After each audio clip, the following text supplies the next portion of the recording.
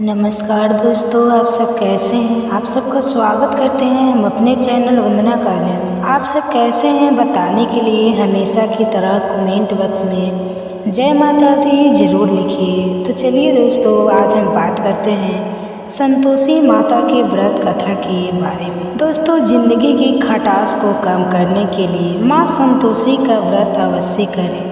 जैसे कि हम सभी जानते हैं, माँ संतोषी को गजानन की पुत्री माना जाता है, इसलिए उस पार्वती माँ संतोषी माता की दीदी माँ है और भगवान शिव शंभु माँ संतोषी के दादाजी माँ संतोषी, जिनके नाम से संतोष का पाठ है। इन्हें प्रेम, क्षमा, सुखी, शांति, आशा और सबसे बढ़कर आत्म संतोष का प्रतीक माना जाता है। यह मान्यता है कि माँ संतोषी के व्रत को लगातार 16 शुक्रवार तक करने वाले भक्तों को परम संतोष की प्राप्ति होती है। दोस्तों, माँ संतोषी अपने भक्तों को पारिवारिक मूल्यों के साथ दृढ़ संकल्प की शिक्षा देती। यह भक्तों को संकट से बाहर आने के लिए स्व प्रेरित करती। संतोषी माँ को दुर्गा का अवतार भी कहा जाता है। तो आइए सुनते हैं संतोषी माता की व्रत कथा। तो आप सभी से विनम्र निवेदन है कि यह वीडियो अंत तक जरूर देखना। एक समय की बात है, एक वृद्ध स्त्री का एक ही पुत्र था। विवाह के बाद विधवा स्त्री अपने सुशील बहू से घर का पूरा कार्य करवाती थी, लेकिन ठीक से उसे भोजन भी नहीं देती।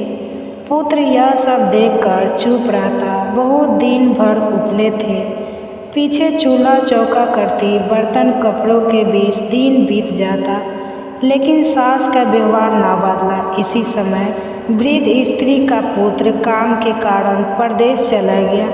पुत्र के जाने के बाद सास का व्यवहार बहू के प्रति और भी अधिक क्रूर हो गया। एक बार बहू मंदिर गई तो उसने देखा कि बहुत सी स्त्रियां संतोषी माता का व्रत कर रही थी। उसने भी स्त्रियों से व्रत की जानकारी ली। इस स्त्रियों ने बताया कि शुक्रवार को नहा धोकर एक लोटे में शुद्ध जल लेना, गुड़ चने का प्रसाद लेना और सच्चे मन से माँ का पूजन करना, खटाई भूल कर भी ना खाना। व्रत का विधान सुन बहुत संयम से व्रत करने लगी। बहू हर शुक्रवार माता से प्रार्थना करती कि हे माँ, जब पति के दर्शन होंगे मैं अपने व्रत का उद्यापन करूँगी।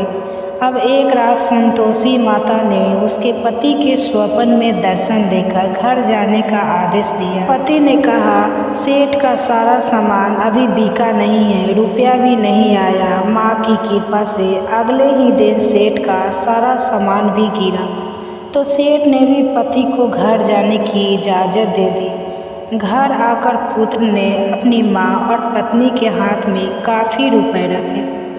पत्नी ने कहा, यह सब संतोषी माता की कृपा का फल है, मुझे उनका व्रत का उद्यापन करना है। बहू ने सभी को न्योता दे उद्यापन की तैयारी की, लेकिन पड़ोस की एक स्त्री बहू के मुख से ईर्ष्या करने लगी। उसने अपने बच्चों को सिखाया कि तुम भोजन के समय खटाई जरूर मांगना। उद्यापन के भोजन के समय बच्चे खटाई के लिए मचलने लगे, तो बहू ने उन्हें पैसा देकर बहलाने की कोशिश की। बच्चे उस पैसे से दुकान में इमली की खटाई खरीद कर खाने लगे, तो संतोषी माँ ने बहू पर दुष्ट हो गई। उसके बाद फिर राजा के दूत उसके पति को पकड़ कर ले जाने लगे, तो एक अन्य भक्त स्त्री ने बहू को बच्चों द्वारा खटाई खाने के बाद बताई, तो वह तुरंत ही माँ की शरणों में गई और माँ के समान प्रण किया कि वह अगले शुक्रवार फिर से उद्यापन करेगी। यदि पति ना आया तो भूखे रखकर अपनी जान दे देगी। संकल्प के बाद वह मंदिर से निकली तो राह में पति आता हुआ दिखाई दिया। पति बोला, इतना धन कमाया है इसलिए राजा ने पकड़ कर लिए बुलाया था, वह मैंने ठुकरा दिया। फिर अगले शुक्रवार बहू ने पूरे विधि विधान से व्रत का उद्यापन किया। इससे संतोषी को प्रसन्न हुई और 9 माह के बाद उनके घर एक सुंदर और स्वस्थ बच्चा हुआ था। अब सास, बहू, बेटा और बच्चा खुशी खुशी संतोषपूर्वक रहने लगे। यह संतोषी माता जैसी कृपा अपनी उस वृद्ध स्त्री की बहू पर की, वैसे ही कृपा इस कथा को कहते, सुनते और हुंकारा भरते पर करना। जय संतोषी माता। दोस्तों, अगर आप लोगों को यह वीडियो अच्छी लगी हो तो लाइक करें, शेयर करें, कमेंट करें और मेरे चैनल को सब्सक्राइब करें। प्रतिवर्ष प्रीत पक्ष भाद्रपद मास के शुक्ल पक्ष की पूर्णिमा तिथि से प्रारंभ हो और आश्विन मास की अमावस्या को इनकी समाप्ति होती है। इसे सर्वप्रीत अमावस्या कहा जाता है। प्रीत पक्ष के दिनों में मनुष्य को पितरों की संतुष्टि के लिए श्राद्ध कर्म तथा दान धर्म करना चाहिए।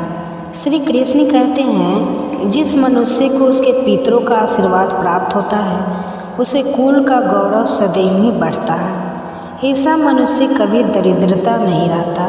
इस साल प्रीत पक्ष 17 सितंबर मंगलवार के दिन प्रारंभ हो रहा है और 2 अक्टूबर के दिन प्रीत पक्ष का समापन हो। प्रीत पक्ष 16 दिनों तक चलते हैं। इस दौरान मनुष्य को पितरों की संतुष्टि के लिए उपाय अवश्य करना चाहिए। दोस्तों, प्रीत मनुष्य के परिवार का सुरक्षा कवच होते हैं। प्रीत शक्ति मनुष्य की हर प्रकार के संकट से रक्षा करती है। यदि घर में प्रीत शक्ति का वास हो तो घर में किसी भी प्रकार के दुष्ट आत्मा तथा नकारात्मक शक्तियाँ प्रवेश नहीं करती है। इसलिए हमें प्रीत पक्ष में कुछ ऐसे कार्य करना चाहिए जिससे हमारे घर में प्रीत शक्ति का वास हो। पितरों को प्रसन्न करने के लिए गरुड़ पुराण में भगवान श्री कृष्ण ने बहुत ही महत्वपूर्ण उपाय बताए। भगवान श्री कृष्ण के अनुसार पितरों की संतुष्टि के लिए सर्वोत्तम उपाय है दान करना, और दान में भी सर्वोत्तम होता है तिल का दान करना। जो भी मनुष्य प्रीत पक्ष में पितरों के लिए तिल का दान करता है उसके सभी पापों का एवं दुखों का नाश हो जाता है। इसके अलावा आप प्रीत पक्ष में अपने पितरों की संतुष्टि के लिए वस्त्र आदि का दान अवश्य करें। यदि गाय का दान किया जाए तो कई गुना अधिक फलों की प्राप्ति होती है। दोस्तों, हमारे प्राचीन धर्म ग्रंथों में गाय को एक अत्यंत महत्वपूर्ण और पवित्र पशु माना जाता है। शास्त्रों में गाय को माता कहा गया है और समस्त देवी देवता इनका पूजन करते हैं। गौ माता के शरीर में 33 कोटि देवी देवताओं का निवास होता है। गाय एक अत्यंत पवित्र, निर्मल, शांत, निष्पाप जीव है। ऋग्वेद में इसे संसार का पालन पोषण करने वाली कामधेनु माता कहा गया है। इसके दर्शन मात्र से मनुष्य के हजारों पाप नष्ट हो जाते हैं। इसलिए कभी इस निष्पाप गौ माता पर अत्याचार नहीं करना चाहिए। गाय को कभी मारना नहीं चाहिए और कभी उन्हें कष्ट नहीं देना चाहिए। गाय को मारना शास्त्रों में सबसे बड़ा पाप माना गया है। दोस्तों, भगवान श्री कृष्ण को गायों से विशेष लगाव था। उन्हें गौ माता बहुत अधिक प्रिय थी। श्री कृष्ण के अनुसार गायों की सेवा करना ही सर्वश्रेष्ठ धर्म है। इससे बड़ा पुण्य का कार्य संसार में दूसरा कोई नहीं है। कलयुग की भविष्यवाणी करते हुए भगवान श्री कृष्ण कहते हैं कि कलयुग में जब धर्म का लोप हो जाएगा तब मनुष्य गाय की सेवा नहीं करेंगे। मनुष्य केवल दूध के लिए ही गाय को पाल लेंगे। दूध के लिए वह गाय को बहुत कष्ट देगा, जिसके परिणाम स्वरूप कलयुग में पाप और अधर्म उसके चरम पर होगा।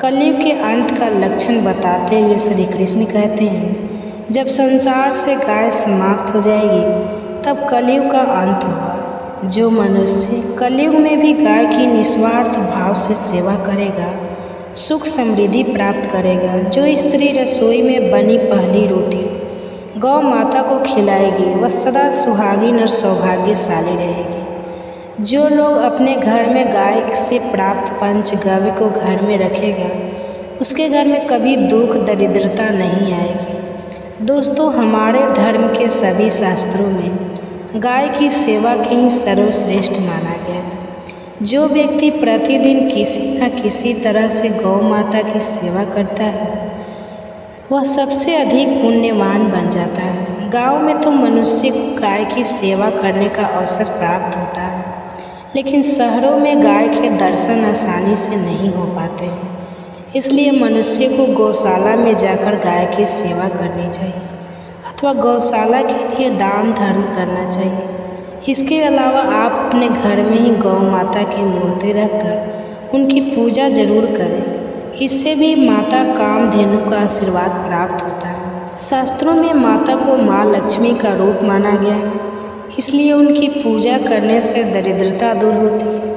प्राचीन काल से ही गौ माता की सेवा और संरक्षण करने की परंपरा चली आ रही है। कई आस्य मुनि अपनी कुटियों में गायों का पालन करते थे तथा राजा महाराजा गायों का दान करते थे। गायों के दान को सबसे बड़ा दान कहा गया है।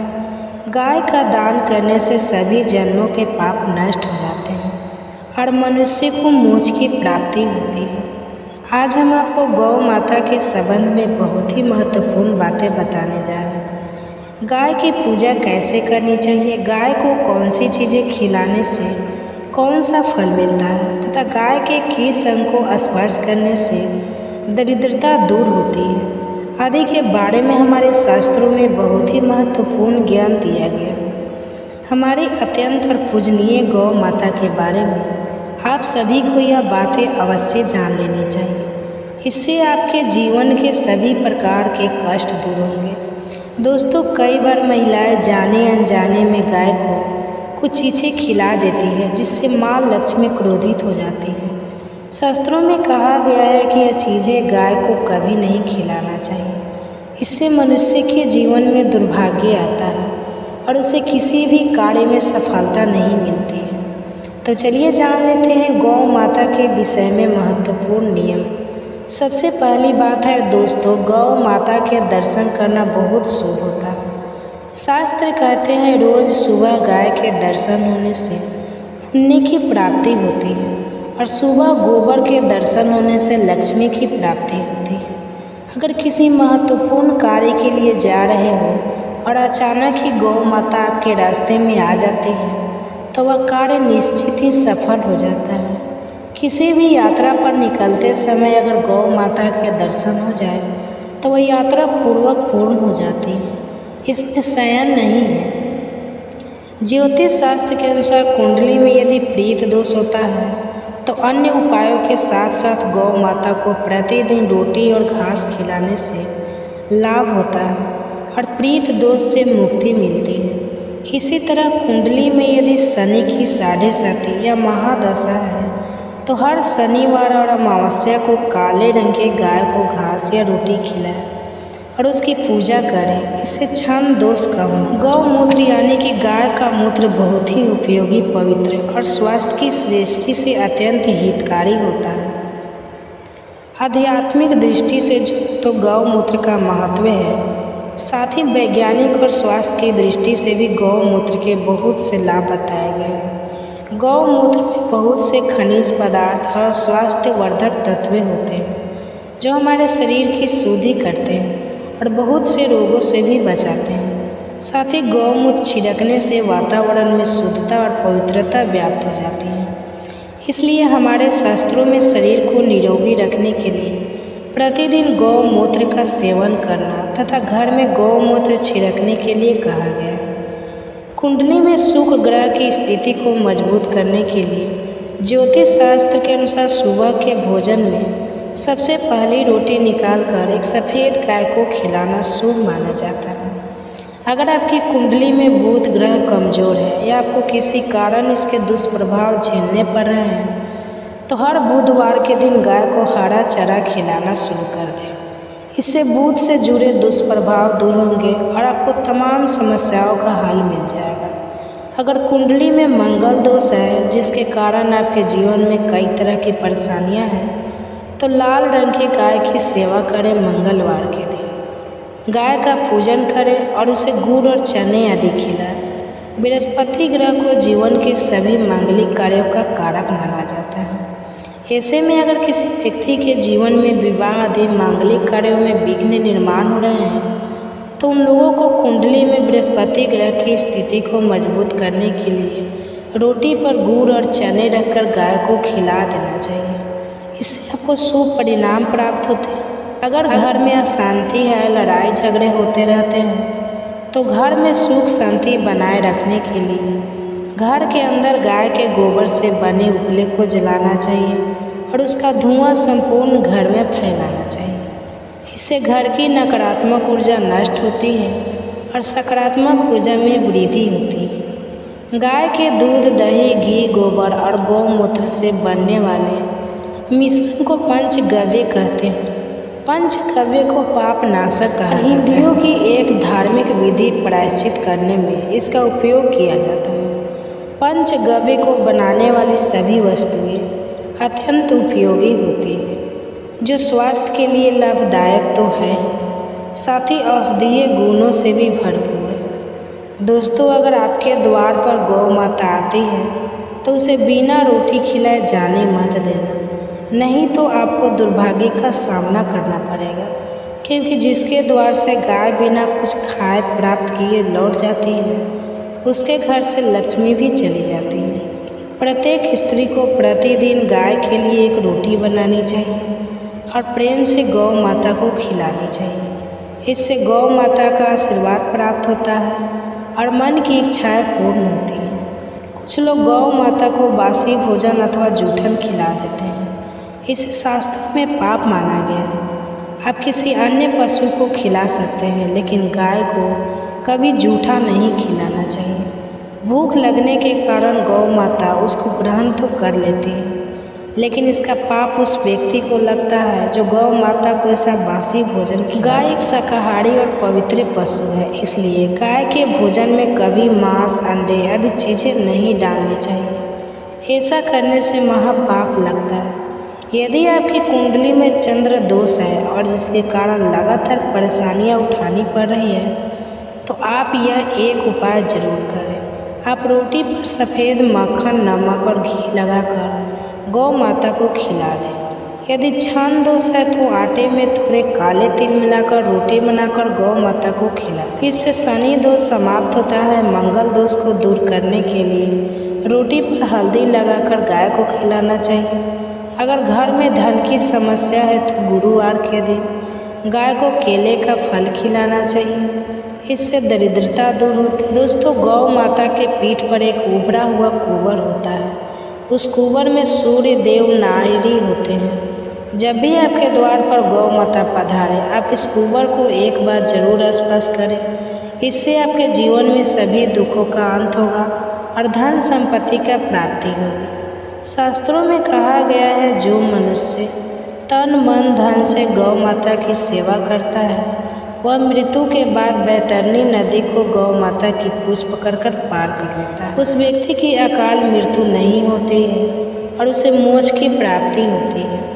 जिस व्यक्ति के भाग्य की रेखा सोई हुई है, अगर वह व्यक्ति अपनी हथेली पर गुड़ रखकर गौ माता की जीभ से चटाता है, तो उसकी सोई हुई भाग्य रेखा खुल जाती है और उसका दुर्भाग्य सौभाग्य में परिवर्तित हो जाता है। तो दोस्तों, इस प्रकार से आप सभी गौ माता की सेवा जरूर करें। उम्मीद है आपको यह वीडियो जानकारी अच्छी लगी होगी। वीडियो को लाइक जरूर करें और कमेंट में जय गौ माता और जय श्री कृष्ण जरूर लिखें। साथ ही चैनल को सब्सक्राइब करें। आप सभी का धन्यवाद। आरंभ होकर 2 अक्टूबर दिन बुधवार को समाप्त होंगे और शारदीय नवरात्रि 2024 में 3 अक्टूबर दिन गुरुवार को मनाए जाएंगे। दोस्तों, बच्चे बड़े सभी को प्रीत पक्ष में कुछ ऐसी सावधानियां हैं जो बरतनी चाहिए। दोस्तों, मान्यता है कि मृत्यु के देवता यमराज श्राद्ध पक्ष में पितरों को मुक्त कर देते हैं, ताकि वे स्वजनों के यहाँ जाकर तर्पण ग्रहण कर सके। पितरों भाद्रपद पूर्णिमा पर प्रीत लोक से धरती पर आ जाते हैं और 16 दिनों तक श्राद्ध, तर्पण, पिंड दान ग्रहण करके सर्व पितरों अमावस्या की रात्रि को पितृलोक चले जाते हैं। इसलिए ये 16 दिन पूर्ण रूप से पितरों को समर्पित होते हैं। इन 16 दिनों में पितरों की आत्मा की शांति के लिए पिंड दान, श्राद्ध, तर्पण कर्म किए जाते हैं। पितरों के लिए श्रद्धा से कुछ समर्पित करना ही श्राद्ध कहलाता है। 16 दिन पितरों को प्रसन्न कर पितरों की कृपा प्राप्त करने के लिए बहुत ही खास माने जाते हैं। दोस्तों, जैसा कि आप सभी जानते हैं कि प्रीत पक्ष के दौरान कोई भी शुभ और मांगलिक कार्य नहीं किए जाते। शास्त्रों में प्रीत पक्ष के कई नियम बताए गए हैं। अगर उन नियमों का पालन ना किया जाए तो इससे प्रीत दोष लगता है। प्रीत देव नाराज हो जाते हैं। प्रीत पक्ष के दौरान शुभ और मांगलिक कार्य करने के साथ ही कुछ ऐसी चीज़ें भी होती हैं जिनका सेवन प्रीत पक्ष के दौरान भूलकर भी नहीं करना चाहिए। प्रीत पक्ष पितरों को समर्पित होते हैं, इसलिए इस दौरान भोजन का विशेष महत्व होता है। इस दौरान पितरों के लिए भोजन निकाला जाता है, ब्राह्मण भोज कराया जाता है और पंच बलि भी दी जाती है। लेकिन शास्त्रों में कुछ ऐसी चीज़ों के बारे में बताया गया है जिन्हें प्रीत पक्ष के दौरान भूलकर भी नहीं खाना चाहिए। कुछ ऐसी चीज़ें हैं जिनका ना तो प्रीत पक्ष के दौरान सेवन करना चाहिए और ना ही प्रीतों को या ब्राह्मणों को इन चीज़ों का भोग लगाना चाहिए। दोस्तों, ऐसे में हम जानते हैं कौन सी ऐसी चीज़ है जिनका प्रीत पक्ष के दौरान भूलकर भी सेवन नहीं करना चाहिए। कौन सी ऐसी चीज़ें हैं जिनको प्रीत पक्ष के दौरान पितरों को या ब्राह्मणों के भोजन में भूलकर भी शामिल नहीं करना चाहिए, वरना दोष लगता है। आगे बढ़ने से पहले अभी तक आपने हमारे चैनल को सब्सक्राइब नहीं किया है तो इस चैनल को सब्सक्राइब करके बेल आइकन जरूर दबाएं। सच्चे दिल से कमेंट बॉक्स में लिखिए ओम नमः शिवाय। दोस्तों, बड़े बुजुर्गों द्वारा, ब्राह्मणों द्वारा आपने अधिकतर यही सुना होगा कि प्रीत पक्ष के दौरान वही भोजन बनाए, वही भोजन का भोग लगाए या ब्राह्मणों को भोग लगाए जो पितरों को पसंद था, तभी पितरों की आत्मा को शांति मिलती है। लेकिन यहाँ पर हम कुछ ऐसी गलतियाँ कर देते हैं। अधिकतर घरों में अधिकतर लोगों के पूर्वजों को लहसुन प्याज पसंद होता है, तो जब वे भोजन बनाते हैं तो उसमें प्याज और लहसुन डालते हैं और पूर्वजों के पसंद के हिसाब से भोजन बनाकर ब्राह्मणों को भोजन करा देते हैं। या फिर उनके पितरों को नॉनवेज पसंद होता है तो वे नॉनवेज लेकर किसी ज़रूरतमंद व्यक्ति को पितरों के नाम से दान कर देते हैं, जिससे उनके पितरों का आशीर्वाद प्राप्त हो। दोस्तों, अगर आप भी ऐसा करते हैं तो भूल कर भी ऐसी गलती आगे से ना करें। शास्त्रों के अनुसार प्रीत पक्ष के दौरान प्याज, लहसुन, मीट और अंडे का सेवन भूल कर भी नहीं करना चाहिए और पितरों के भोजन में भी इन चीज़ों का इस्तेमाल भूल कर भी नहीं करना चाहिए। शास्त्रों के अनुसार भगवान विष्णु और महालक्ष्मी जी को प्रीत देव कहा जाता है। पितरों का भोजन, श्राद्ध, तर्पण, पिंडदान सबसे पहले भगवान विष्णु और महालक्ष्मी जी ही स्वीकार करती हैं। उसके पश्चात यह पितरों को समर्पित होता है और भगवान विष्णु और महालक्ष्मी जी के पूजन में प्याज, लहसुन, मीट, अंडे का इस्तेमाल करना वर्जित बताया गया है। अगर आप पितरों के भोजन में मीट, अंडा, प्याज, लहसुन इन चीज़ों का इस्तेमाल करते हैं तो भगवान विष्णु और महालक्ष्मी जी उसे स्वीकार नहीं करेंगे और जब वे पितृ देव स्वीकार ना करेंगे तो हमारे पितृ भी उस भोजन को स्वीकार नहीं करेंगे। इसलिए इस बात का हमेशा ध्यान रखें। दोस्तों, श्राद्ध पक्ष के दौरान पितरों के निमित्त जो भोजन बनाए या ब्राह्मणों को भोजन कराने के लिए जो भोजन बनाए वह बिना प्याज, लहसुन और मीट, अंडे का बनाए और ना ही पितरों के नाम का ऐसा भोजन आप किसी ज़रूरतमंद व्यक्ति को दान दें। श्राद्ध पक्ष के दौरान पितरों को जो भोजन बनाए वह बिना प्याज और बिना लहसुन तथा मीट, अंडे का होना चाहिए। यह सभी सामग्री शुद्ध भोजन में नहीं डालना चाहिए, घोर पाप लगता है। प्रीत देव क्रोधित हो जाते हैं। ध्यान रखें, प्रीत पक्ष के दौरान आप भी प्याज, लहसुन और मीट, अंडे का इस्तेमाल भूल कर भी ना करें। शराब आदि का सेवन भी ना करें। दोस्तों, प्रीत पक्ष के दौरान बासी भोजन ना करें। इन 16 दिनों में बासी भोजन शैतान को प्राप्त होता है। प्रीत पक्ष के दौरान ना ही बासी भोजन करना चाहिए और ना ही किसी को कराना चाहिए।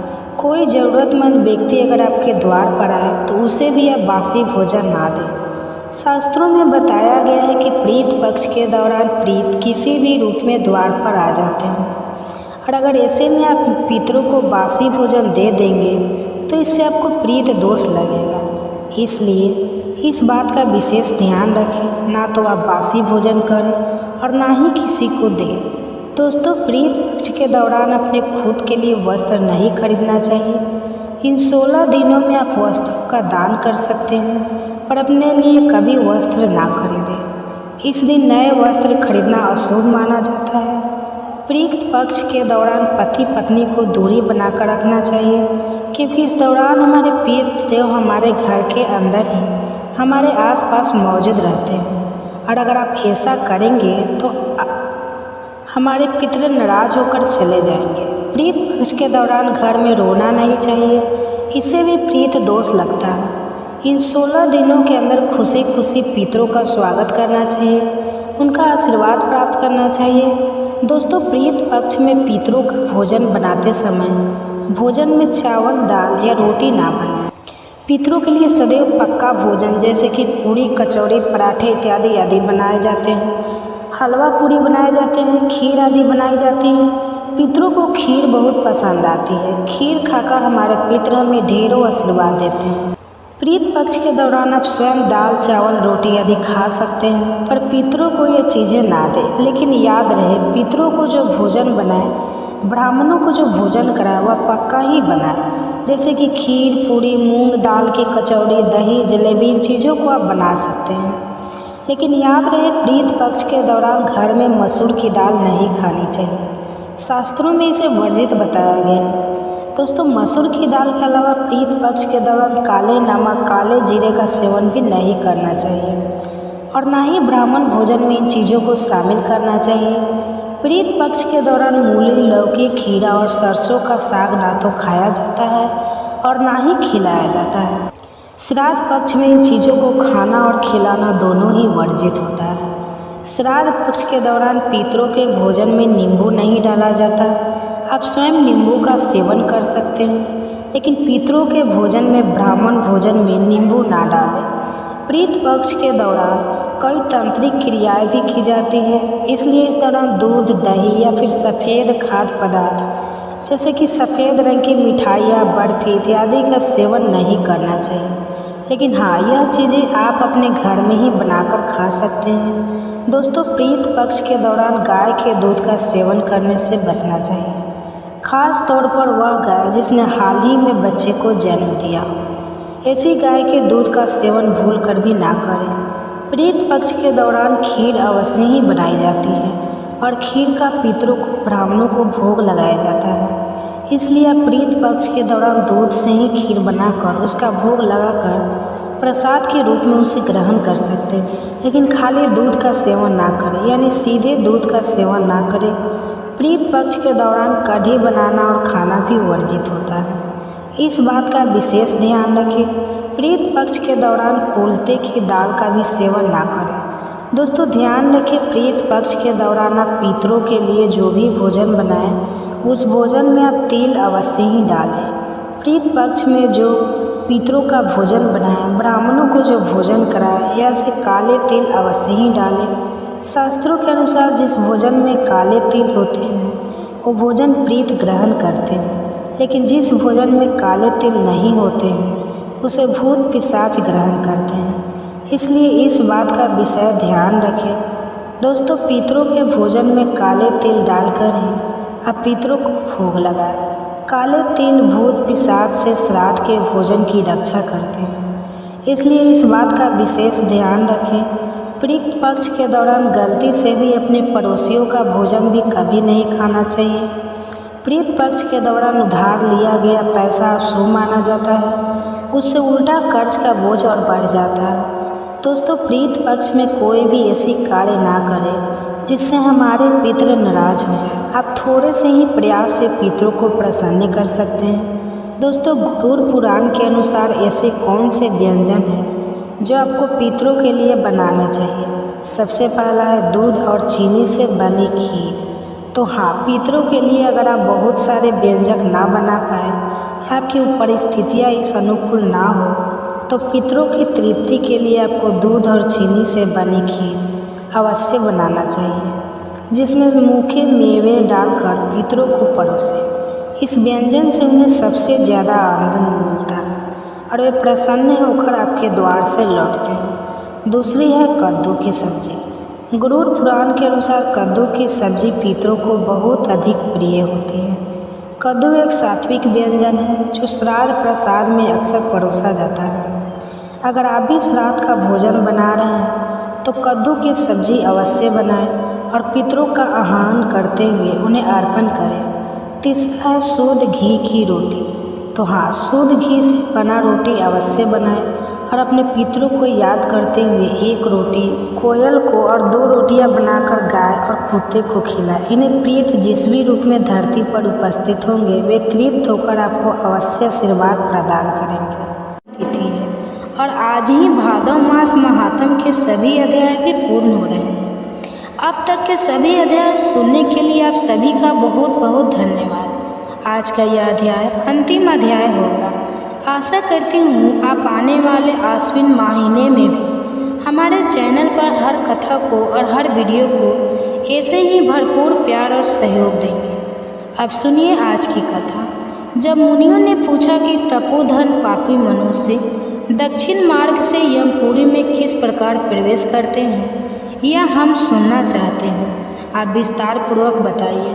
तब व्यास जी बोले, मुनिवर, दक्षिण द्वार अत्यंत घोर और महाभयंकर है। मैं उसका वर्णन करता हूँ, ध्यान पूर्वक सुनो। वहाँ सदा नाना प्रकार के हिंसक जंतुओं और गीदड़ों के शब्द होते रहते हैं। वहाँ दूसरों का पहुँचना असंभव है। उसे देखते ही रोंगटे खड़े हो जाते हैं। भूत प्रेत पिशाच और राक्षसों से यह द्वार सदा ही घिरा रहता है। पापी जीव दूर से ही उस द्वार को देखकर त्रास से अर्थात भय से मूर्छित हो जाते हैं और विलाप प्रताप करने लगते हैं। तब यमदूत उन्हें साकल में बांधकर घसीटते और निर्भय होकर डंडों से पीटते हैं, साथ ही डांटते फटकार कर भी रहते हैं। होश में आने पर वे खून से लथपथ होकर पकपक लड़खड़ाते हुए दक्षिण द्वार को जाते हैं। रास्ते में कहीं तीखे कांटे होते हैं और कहीं छूर की धारा के समान तीखे पत्थरों के टुकड़े बिछे होते हैं। कहीं कहीं कीचड़ ही कीचड़ भरी रहती है और कहीं कहीं ऐसे गड्ढे होते हैं जिनको पार करना असंभव सा होता है। कहीं कहीं लोहे की सुई के समान कीले गड्ढी होती हैं। कहीं वृक्षों से भरे हुए पर्वत होते हैं जो किनारों पर झरने गिरने रहते हैं, बड़ा दुर्गम लगते हैं, और कहीं कहीं पर तपे हुए अंगारे बिछे होते हैं। ऐसे मार्ग से दुखी होकर पापी जीवों को यात्रा करनी पड़ती है। कहीं दुर्गम गर्त, कहीं चिकने ढेले, कहीं तपाई हुई बालू और कहीं तीखे कांटे होते हैं। कहीं दावनल जलता रहता है, कहीं तपिसी जमी हुई बर्फ, कहीं पर इतनी अधिक बालू है कि उसी मार्ग से जाने वाला जीव उसमें गले तक डूब जाता है। कहीं दूषित जल से और कहीं कंडे की आग से वह मार्ग भरा रहता है। कहीं पर सिंह, भेड़िए, बाघ, डांस और भयानक कीड़े डेरा डाले रहते हैं। कहीं कहीं बड़ी बड़ी जोके और अजगर पड़े रहते हैं। भयंकर मक्खियाँ, विषैले सांप और दुष्ट और बलोदमत हाथी उन्हें सताया करते हैं। खूर के रास्ते को खोदते हुए तीखे सींगों वाले बड़े बड़े सांड, भैंसे और मतवाले ऊँट सबको कष्ट देते हैं।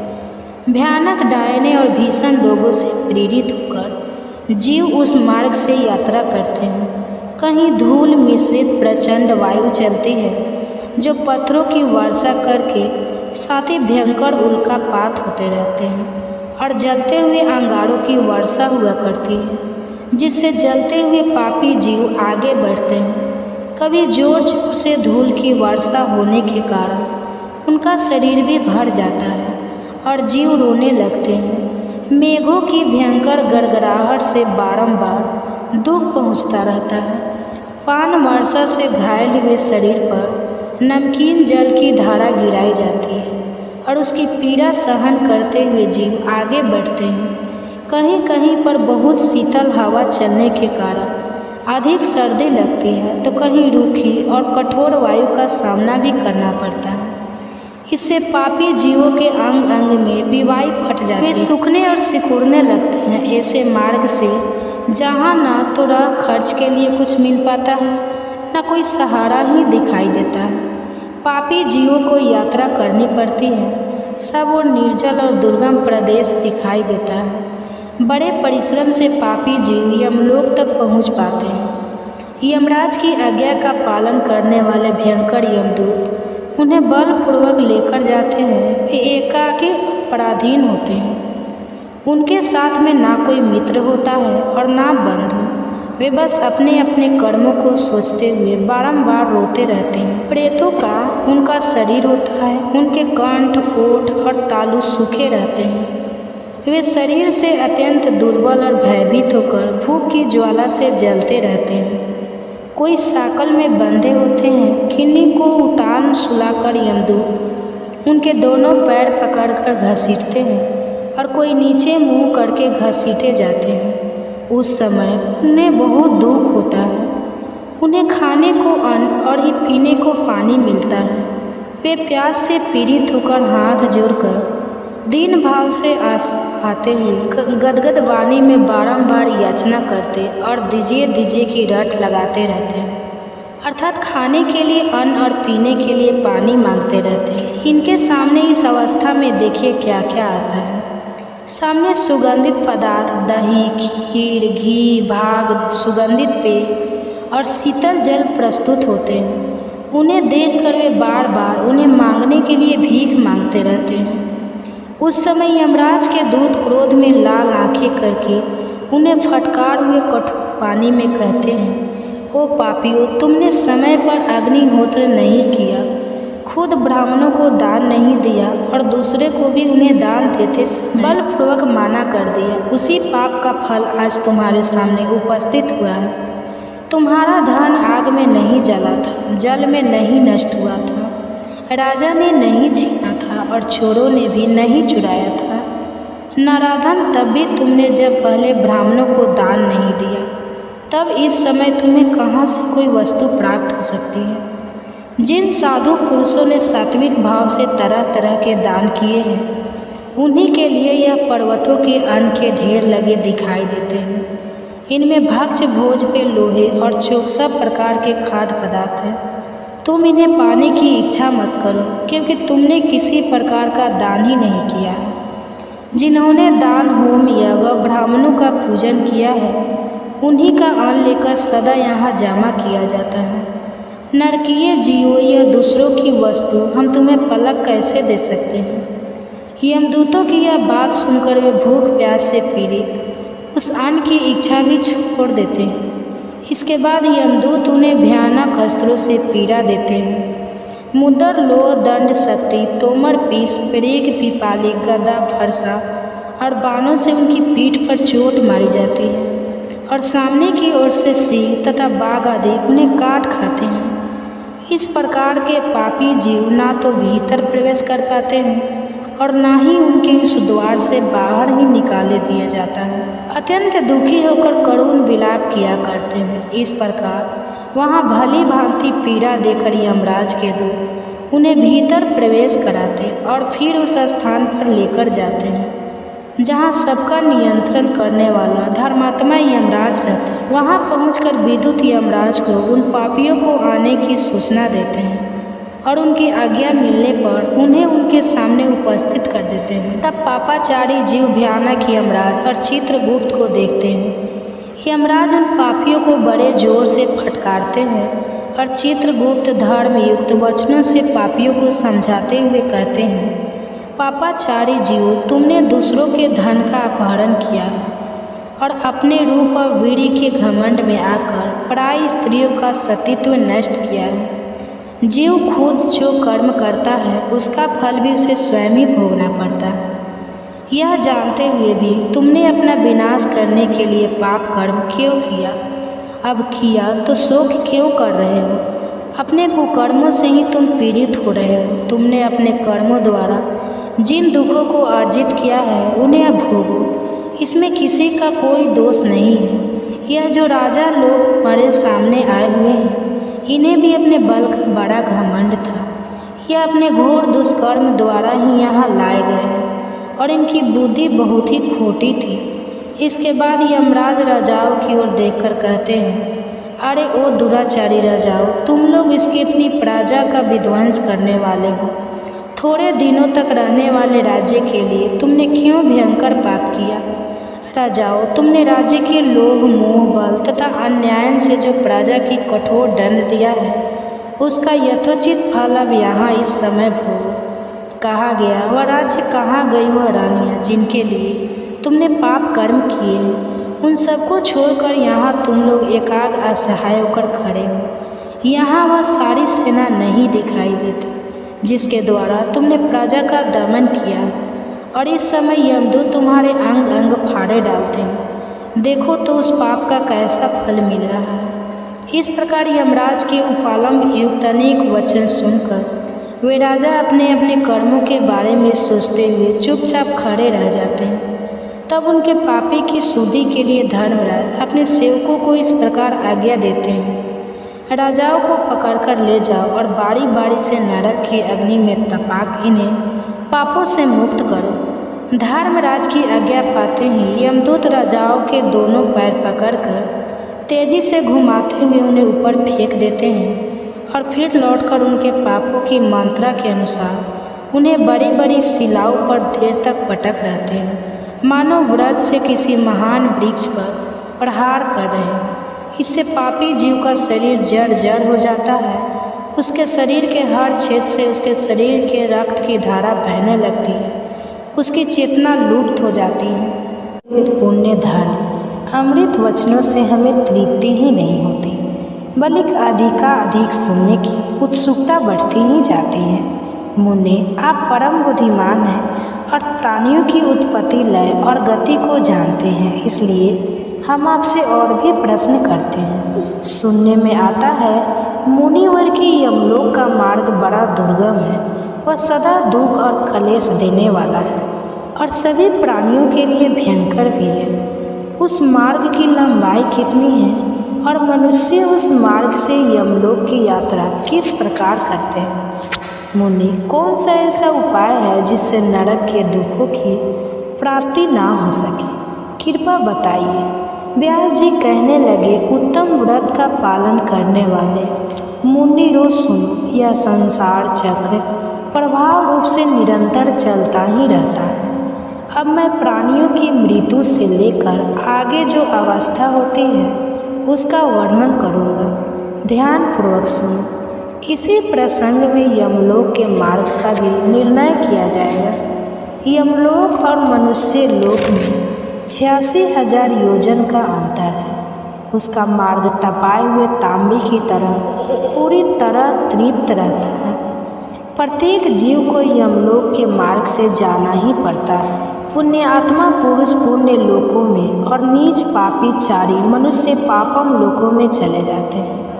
यमलोक में भी 22 नरक है जिनके भीतर पापी मनुष्य को अलग अलग यातनाएं दी जाती हैं। उस नरकों के नाम यह है: रख, रौद्र, शुकर, ताल कुंभी, पाक नरक, महागर, सालमल, विमोम, किटाबी भक्ष, लाला भक्ष, भ्रमपी, बहाने वाली नदी, रक्त बहाने वाली नदी, जल बहाने वाली नदी, अग्नि ज्वाला, महारुद्र, सदम्भ सून, भोजन घोर, वैतरणी और आसपत्र वन यमलोक के रास्ते में ना तो कहीं वृक्ष की छाया है, न तालाब और पोखरे हैं, न बावड़ी है, न पुष्करणी है, न कुएं है, न फसलें हैं, धर्मशाला भी नहीं है, मंडप नहीं है, न घर है, न नदी और पर्वत है, और ठहरने के योग्य तो कोई स्थान है ही नहीं जहाँ अत्यंत में पड़ा हुआ थका मंदा जीव विश्राम कर सके।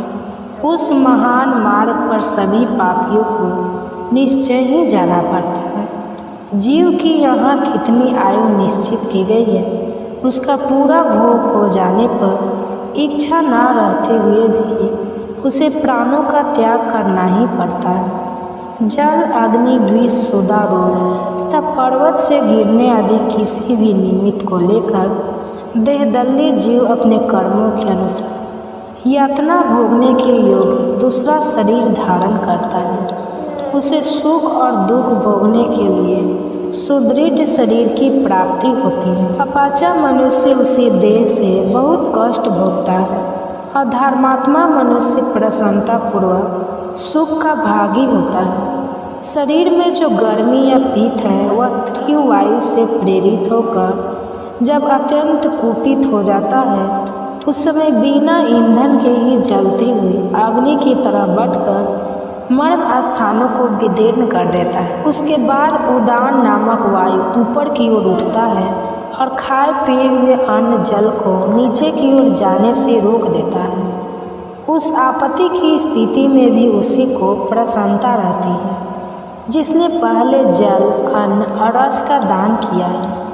जिस पुरुष ने श्रद्धा से पवित्र किए हुए अंतःकरण के द्वारा पहले अन्न दान किया है, वह उस गुरूर अवस्था में अन्न के बिना भी तृप्ति का लाभ करता है। जिसने कभी झूठ नहीं बोला, दो प्रेमियों को पारस्परिक प्रेम में बांधा नहीं डाली और जो आस्तिक और श्रद्धालु है वहाँ सुखपूर्वक मृत्यु को प्राप्त होता है। जो देवता और ब्राह्मणों की पूजा में संलग्न रहते, किसी की निंदा नहीं करते तथा सात्विक और लज्जाशील होते हैं, ऐसे मनुष्य को मृत्यु के समय कष्ट नहीं होता। जो कामना से, क्रोध से या फिर द्वेष के कारण धर्म का त्याग नहीं करता, शास्त्रों आज्ञा का पालन करने वाला तथा सौम्य होता है, उसकी मृत्यु भी बहुत सुख से होती है। उसे मृत्यु के समय कष्ट नहीं होता। जिन्होंने कभी जल का दान नहीं किया है, उन मनुष्यों को मृत्यु काल आने पर अधिक जलन होती है तथा अन्न दान ना करने वाले को उस समय भूख का भी बहुत भारी कष्ट भोगना पड़ता है। जो लोग जाड़े के दिनों में लकड़ी दान करते हैं, वे शीत के कष्ट को जीत लेते हैं। जो चंदन दान करते हैं, वे ताप पर विजय पा लेते हैं। और जो किसी भी जीव को कभी परेशान नहीं करते, वे मृत्यु काल में प्राण घात नहीं, कलेश में वेदना का, पीड़ा का अनुभव नहीं करते, तो ज्ञानदाता पुरुष मोह पर और दीप दान करने वाले अंधकार पर विजय पाते हैं।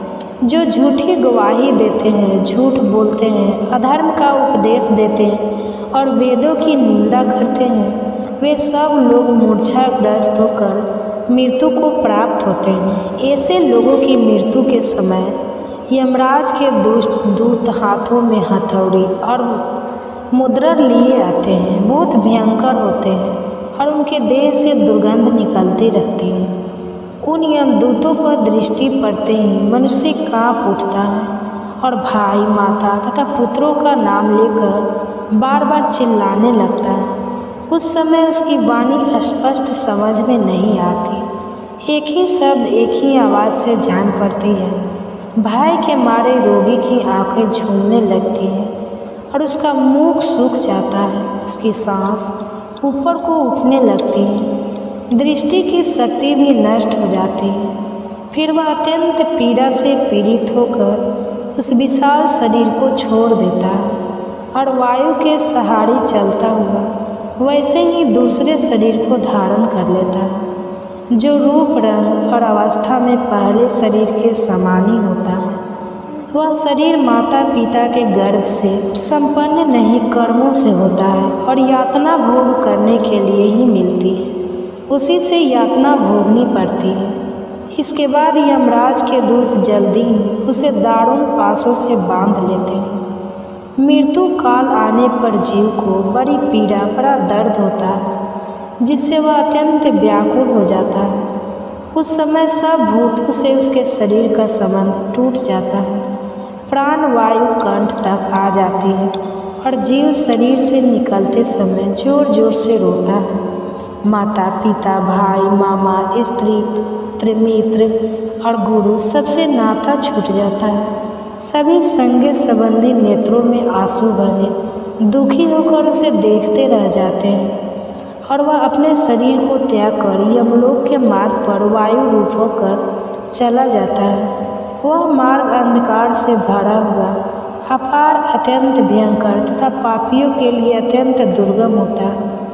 यमदूत पास में बांधकर उसे खींचते और मुद्दत से पीटते हुए उस विशाल पथ पर ले जाते हैं। यमदूतों के अनेक रूप होते हैं। वे देखने में बड़े डरावने और सभी प्राणियों को भय पहुंचाने वाले होते हैं। उनके विकराल मुख, नासिका टेढ़ी, आँखें तीन, ठोड़ी कप और मुख फैले हुए तथा ओठ लंबे होते हैं। वे अपने हाथों में विकराल और भयंकर आयुध लिए रहते हैं। उन आयुध से आग की लपेटें रहती है, पास, सांकल और डंडे से भय पहुंचाने वाले। महाबली महाभयंकर यम किंकर यमराज की आज्ञा से प्राणियों की आयु समाप्त होने पर उन्हें लेने के लिए आते हैं। जीव यातना भोगने के लिए अपने कर्म के अनुसार जो भी शरीर ग्रहण करता है उसे ही यमराज के दूत यमलोक में ले जाते हैं। वे उसे काल पास में बांधकर पैरों में बेड़ी डाल देते हैं। बेड़ी की साकल ब्रज के समान कठोर होते हैं। किंकर क्रोध में भरकर उसे बंधे हुए जीव को तरह तरह से पीटते हुए ले जाते हैं। वह लड़खड़ा कर गिरता है, रोता है और हाय हाय कहकर बार बार चिल्लाता रहता है। तब भी जो दूषित कर्म वाले उस पापी को वे तीखे शूल, मुद्दत, खड्ग और शक्ति के प्रभाव और ब्रज में भयंकर डंडों से घायल करके जोर जोर से डांटते हैं। कभी कभी तो एक एक पापी को अनेक यमदूत चारों ओर से घेर कर पीटते हैं। बेचारा जीव दुख से पीड़ित होकर, मूर्छित होकर इधर उधर गिरता पड़ता है। फिर भी वे दूत उस पर तरस नहीं खाते, उसे घसीट कर ले जाते हैं। कहीं भयभीत होते, कहीं दुख पाते, कहीं लड़खड़ाते और कहीं दुख से बहुत जोर जोर से चीखते चिल्लाते हुए जीवों को उस मार्ग से जाना पड़ता है। यमदूतों की फटकार पड़ने से वे बेचैन हो उठते हैं और भय से विवल होकर कांपते हुए शरीर से दौड़ने लगते हैं। यमलोक के मार्ग पर कहीं कांटे बिछे होते हैं, कुछ दूर तक तप हुई बालू मिलती है। जिन मनुष्यों ने एक दान नहीं किया है वे उस मार्ग पर चलते हुए पैरों से चलते हैं। जीवों की हिंसा करने वाले मनुष्य के सब और मरे हुए बकरों की लाशें पड़ी होती हैं, जिनकी जली और फटी हुई चमड़ी से मैदे और रक्त की दुर्गंध आती रहती है। वे पीड़ा से पीड़ित होकर जोर जोर से चीखते चिल्लाते हुए यम मार्ग की यात्रा करते हैं। शक्ति भिंदर, खंडक, तोमर, बाण और तीखी नोक वाले शूल से उनका अंग अंग छेद दिया जाता है। कुत्ते, बाघ, भेड़िए और कौवे उनके शरीर का मांस नोच नोच कर खाते रहते हैं। मांस खाने वाले लोग उस मार्ग पर चलते समय जोर से चीर जाते हैं। सूअर अपनी डांट से उनके शरीर को चीरते हैं। जो अपने ऊपर विश्वास करने वाले स्वामी, मित्र या स्त्री की हत्या कराते हैं वे शास्त्रों द्वारा छीन भीन और व्याकुल होकर यमलोक के मार्ग पर जाते हैं। जो निरपराध जीवों को मारते हैं और मरवाते हैं वे राक्षसों के ग्रास बनकर उस मार्ग से यात्रा करते हैं। जो प्राय स्त्रियों के वस्त्र उतारते हैं वे मरने पर नंगे करके दौड़ते हुए यमलोक मिलाए जाते हैं। जो दुरात्मा, पापाचारी अन्य वस्त्र, सोने, घर और खेत का अपहरण करते हैं उन्हें यमलोक के मार्ग पर पत्थरों, लाठियों और डंडों से मारकर जड़ जड़ कर दिया जाता है और वे अपने हर अंग से रक्त बहाते हुए यमलोक में जाया करते हैं। जो नाराधाम नरक की परवाह ना करके इस लोक में ब्राह्मण का धन हड़प लेते हैं उन्हें मारते और गालियाँ सुनाते हैं। उन्हें सूखी लकड़ी में बांधकर उनकी आंखें फोड़ दी जाती है और नाक कान काट लिए जाते हैं। फिर उनके शरीर में पीप और रक्त पोत दिए जाते हैं तथा काल के समान गीध और गीदड़ उन्हें नोच नोच कर खाने लगते हैं। इस दशा में भी क्रोध में भरे हुए भयानक यमदूत उन्हें पीटते हैं और वे चिल्लाते हुए यमलोक के रास्ते पर चलने लगते हैं। इस प्रकार वो मार्ग बड़ा ही दुर्गम और अग्नि के समान प्रज्वलित है। पापी मनुष्य दक्षिण मार्ग से यमपुरी में किस प्रकार प्रवेश करते हैं यह भी हम सुनना चाहते हैं। कृपया विस्तार पूर्वक बताइए। तब व्यास जी ने जो कुछ भी कहा उसका वृत्तांत आप सभी अगले अध्याय में जरूर सुनिए।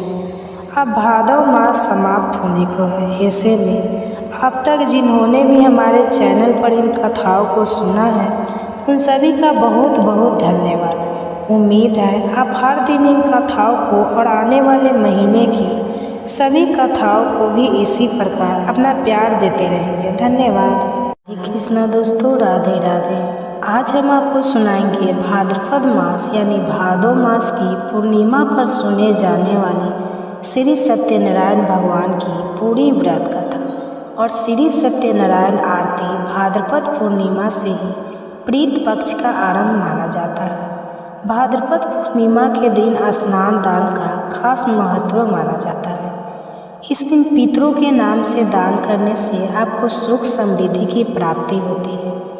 इस दिन आपके पूर्वज आपके शुभ कर्मों को देखकर आपको आशीर्वाद भी देते हैं। इसलिए भाद्रपद पूर्णिमा पर व्रत पूजा और विशेषकर सत्यनारायण भगवान की पूजा और कथा अवश्य करनी चाहिए, क्योंकि इस दिन विष्णु जी की पूजा के साथ ही पितरों का स्मरण करने से, उनके निमित्त दान करने से आपको पुण्य की प्राप्ति होती है और प्रीतगण आपसे प्रसन्न होकर सदैव आपकी रक्षा करते हैं। इस दिन माँ लक्ष्मी की पूजा करने से मनुष्य को अपार धन लाभ की प्राप्ति भी होती है। आपसे प्रार्थना है कि यह कथा अंत तक अवश्य सुने, क्योंकि अधूरी कथा सुनने से पाप लगता है और यह कथा खाली हाथ नहीं सुनी जाती। इसलिए कथा सुनते समय हाथ में दक्षिणा, चावल और पुष्प अवश्य रखें। प्रभु सत्यनारायण इस कथा को भादो पूर्णिमा के दिन सुन रहे हैं।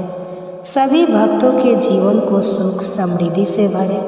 तो आइए अब शुरू करते हैं सत्यनारायण व्रत कथा। तो प्रेम से बोलिए श्री सत्यनारायण भगवान की जय। श्री गणेशाय नमः। एक समय की बात है, ऋषि ने श्री सूत जी से पूछा, हे प्रभु, इस कलयुग में वेद विद्या रहित मनुष्य को प्रभु शक्ति किस प्रकार मिल सकती है तथा उनका उद्धार कैसे होगा? हे मुनिश्रेष्ठ, कोई ऐसा तप बताइए जिससे थोड़े समय में ही पुण्य मिले और मन वांछित फल भी मिल जाए। इस प्रकार की कथा सुनने की हम इच्छा रखते हैं। सर्व शास्त्रों के ज्ञाता सूत जी बोले, हे वैष्णव में पूजे, आप सभी ने प्राणियों के हित की जो बात पूछी है, इसलिए मैं एक ऐसे श्रेष्ठ व्रत को आप लोगों को बताऊंगा जिसे नारद जी ने लक्ष्मी नारायण जी से पूछा था और लक्ष्मीपति ने मुनि श्रेष्ठ नारद जी से कहा था। आप सब अब इसे ध्यान से सुनिए। एक समय की बात है, योगी राज नारद जी दूसरों के हित की इच्छा के लिए अनेकों लोगों में घूमते हुए मृत्यु लोक में आ पहुँचे। यहाँ उन्होंने अनेक योगियों में जन्मे। प्रायः सभी मनुष्यों को अपने कर्मों द्वारा अनेकों दुखों से पीड़ित देखा। उनका दुख देखकर नारद जी सोचने लगे कि कैसा यत्न किया जाए जिसके करने से निश्चित रूप से मानव के दुखों का अंत हो जाए। इसी विचार पर मन करते हुए वो विष्णु लोक में गए। वहाँ वो देवों के इस नारायण की स्तुति करने लगे, जिनके हाथों में शंख, चक्र, गदा और गले में वरमाला पहने हुए थे। स्तुति करते हुए नारद जी बोले, हे भगवान, आप अत्यंत शक्ति से संपन्न हैं। मन तथा वाणी भी आपको नहीं पा सकते। आपका आदि, मध्य तथा अंत नहीं है। निर्गुण स्वरूप सृष्टि के कारण भक्तों के दुख को दूर करने वाले आप ही हैं। आपको मेरा नमस्कार है। नारद जी की स्तुति सुन विष्णु भगवान बोले, हे मुनिश्रेष्ठ, आपके मन में क्या बात है? आप किस काम के लिए पधारे हैं, उसे निसंकोच होकर हमसे कहें। इस पर नारद मुनि बोले कि मृत्यु लोक में अनेक योनियों में जन्मे मनुष्य अपने कर्मों के द्वारा अनेकों दुख से दुखी हो रहे हैं। हे नाथ, आप मुझ पर दया रखते हैं तो बताइए कि वो मनुष्य थोड़े से प्रयास से ही अपने दुखों से कैसे छुटकारा पा सकते हैं? तब श्री हरि बोले, हे नारद, मनुष्यों की भलाई के लिए तुमने बहुत ही अच्छी बात पूछी है, जिसके करने से मनुष्य मुँह से छूट जाता है। यह बात मैं तुम्हें कहता हूँ। सुनो, स्वर्ग लोक और मृत्यु लोक दोनों में एक दुर्लभ उत्तम व्रत है जो पुण्य देने वाला है। आज प्रेम वश होकर मैं उसे तुमसे कहता हूँ। श्री सत्यनारायण भगवान का यह व्रत अच्छी तरह विद्या पूर्वक करके मनुष्य तुरंत ही यहाँ सुख भोग कर मरने पर मोक्ष पाता है। श्री हरि के वचन सुन नारद जी बोले, उस व्रत का फल क्या है और उसका विधान क्या है? यह व्रत किसने किया था? इस व्रत को किस दिन करना चाहिए? सभी कुछ विस्तार से बताएं। नारद की बात सुनकर श्रीहरि बोले, दुख और शोक दूर करने वाला यह सभी स्थानों पर विजय दिलाने वाला व्रत है। मानव को शक्ति और श्रद्धा के साथ शाम को श्री सत्यनारायण की पूजा धर्म परायण होकर ब्राह्मणों और बंधुओं के साथ करनी चाहिए। भक्ति भाव से ही नैवेद्य केले का फल, घी, दूध और गेहूं का आटा सवाया ले गेहूं के स्थान पर साठी का आटा, शक्कर तथा गुड़ लेकर और सभी भक्षण योग्य पदार्थ